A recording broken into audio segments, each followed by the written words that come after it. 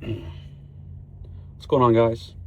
Got ourselves another front seat review here with the Olive Knives Lenta, crafted of tungsten carbide. Focus, focus, come on. $1,700 phone, you won't focus? Come on, come on. Is that it? Is that all we got? There we go. Good boy. First world problems. So, the other manufacturer that makes a carbide knife is Olive Knives, and they've got bearings. I don't like bearings. I like washers. And look at these. Dummy, thick washers. It ain't got no stupid lock thing on the back. It's got an actual traditional crossbar, so you can do this right here. Look at that. Bam, bam, bam. Yeah, it did not come like that at all. This thing, right out of the box, was super, super stiff and crunchy. So I just added some oil to it, some 3-in-1, and literally just worked it back and forth. You know, sometimes I take two hands and just kind of, you know, go like this for 10, 15, 20 minutes, just literally doing that right there. Just working it, working it, working it, working it. And it loosened up a little bit, but not a whole lot. But now, when I did that, I backed this off just a skosh, and it is almost buttery smooth. Almost. And it's close enough. And that has made all the difference. And I do that with all my knives. If it's got washers, from the factory, I'll either make it just slightly tighter or just leave it like I did with this one. And I want to wear down the first few microns on those washers and just smooth them out as much as possible.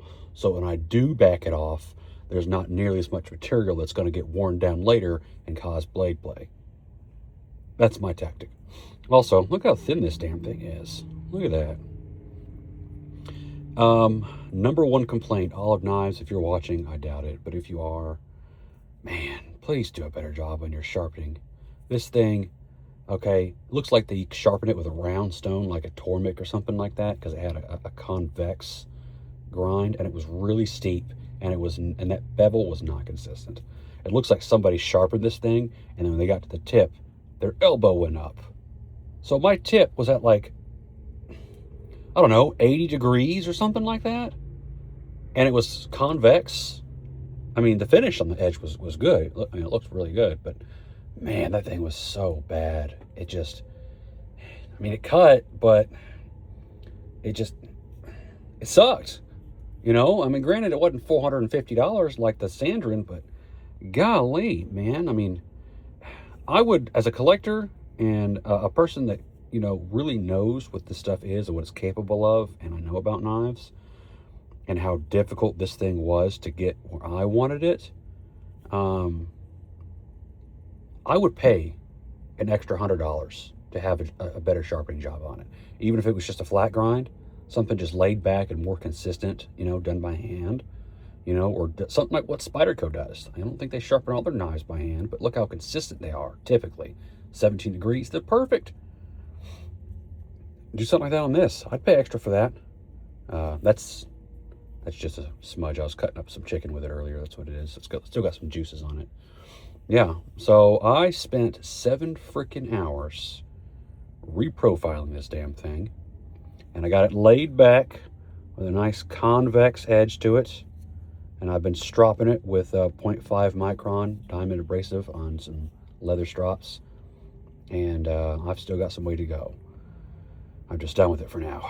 I could polish it up, make it go even further, but I'm done. Knives Knives made a video where he did something similar to his. He got his absolutely stupid sharp. And I'm kind of concerned about doing that. This stuff's so hard. It's really brittle. I mean, tungsten carbide makes old school S30V look like modern D2 in terms of brittleness, if you know what I'm talking about. Yeah, well, maybe even more than that. But yeah, so I spent 7 hours, laid it back, and I put a nice convex on mine instead of what Knives Knives did, and so I guess now it's a traditional Scandi, actually. But yeah, this thing Tungsten carbide, despite how thin the edge is and how it looks like it would cut, while it does cut, it just doesn't cut like what it would look like, if you can understand what I'm saying. This stuff right here, it doesn't cut like traditional knives do. It doesn't really have that bite that knives do. I mean, shout out to KO Knives over on YouTube for selling these things to me. I think I bought this thing for like 55 bucks. And look how thin that stock is. High saber grind. And I've still got a wide bevel like that. A little bit toothy because it is CPM 154. So I was like, I don't really want to polish this one. I'll keep it toothy. And the benefits of having a toothy edge is, oh, if it gets a little dinged up, it's easy to bring back. You're like, oh no, I scratched my 3,000 micron freaking whatever polished. Yeah, and it stands out. So this right here, it just eats it through. Yeah, so what was I saying? Oh, okay, so cutability. So this thing right here absolutely just glides through materials, okay, versus this thing right here, it doesn't. I mean, it's kind of hard to describe. It's, I don't know, like glassy comes to mind, you know, because glass doesn't really have a lot of bite. It just slices these real fine, thin cuts. And if you've ever been cut by glass, sometimes you get cut, you don't even realize it because it's just so fine and sharp. Well, that doesn't mean you can take that same piece of glass and cut through a piece of paper or rope or cardboard with it and have a similar experience. It ain't gonna happen. And that's kind of what's going on here. So traditional steel, it sharpens up a whole lot easier. And yeah, this I mean, it took me like 20 minutes to do this. He had his own custom edge on there. I didn't like it, but I put my own on there, you know. And as far as like cutting paper, rope, and cardboard, even this one here, which was also sold to me by KO Knives, and great price too. He had his own edge on it, and I just put I had to make it my own. So I put a convex semi-polished on this crew wear. Okay, and look how thick that is. Look how low that primary grind is. And it still cuts paper better than this one. Look how thin that is. Convex, low convex, and it still does that. So if you're thinking you're going to get this knife and it's just going to be like, you know, just a amazing laser beam that just cuts through freaking tanks and stuff, no, that ain't gonna happen. But first of all, when you get it, that edge is going to be awful. And if you are not qualified or capable in any way, shape, form, or fashion to reprofile this thing and actually get it decent, you're going to have an even worse experience. So just food for thought. But other than that, yeah, that's absolutely worth 350 bucks. Now I will say this too, there's an almost unnatural weight to this thing. I suspect it may be because of the blade, because tungsten carbide is a very dense material, but the weight just feels like it's in the handle somehow. I don't know. Okay, so here's your point of balance. So when you're holding it, you're shifting more weight to your hand, and maybe that just makes it feel, I don't know, like it's G10, and these are actually aluminum, if you can believe that, which I was kind of disappointed in. But I mean, realistically, the extra benefits of titanium in an application like this are wasted. So I guess in a way, aluminum's fine. But yeah, so these are your liners. And I don't think there's anything else in this. The clip's made out of steel. Obviously, the hardware is too. And these components here. Oh, look at this crossbar lock. It's got 2 springs on it. Isn't that weird? I mean, it's better than Omega springs. But I think Microtech did a whole lot better on their access lock. See, I just got one big spring on that one, you know? Look at that. one big spring, real simple. But also too, the blade is like somewhere around here inside the handle. Look at this. The blade comes up through the springs. Isn't that weird? I've never seen anything like that. I don't know if that's because they were trying to really maximize their blade to handle ratio, not just, you know, in length, but also in width. Could have done a little bit better in the length though.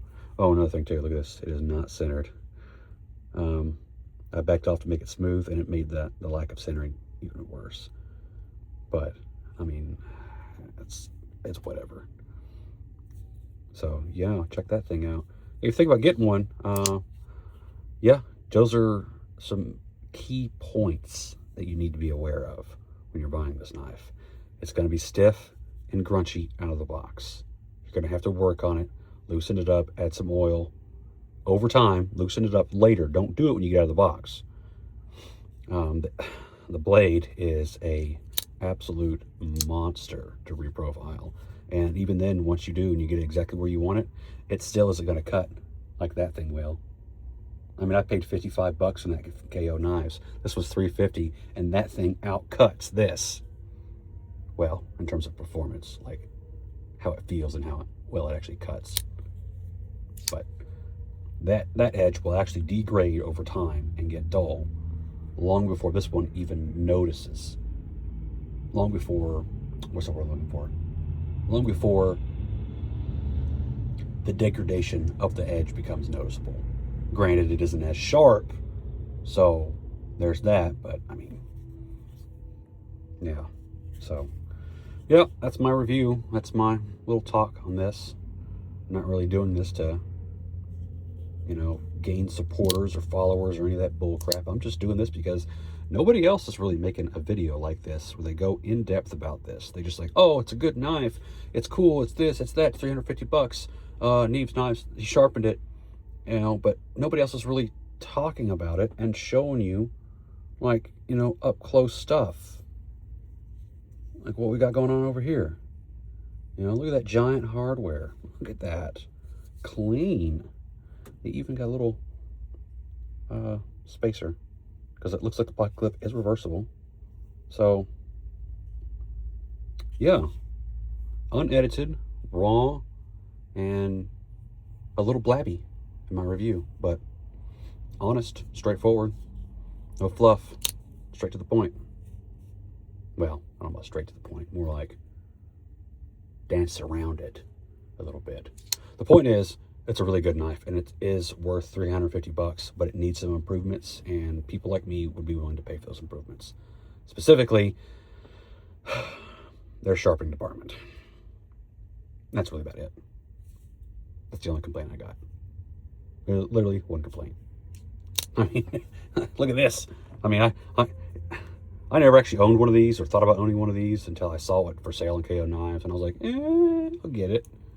And yeah, my only complaint about this knife is that butterfly tack stamp.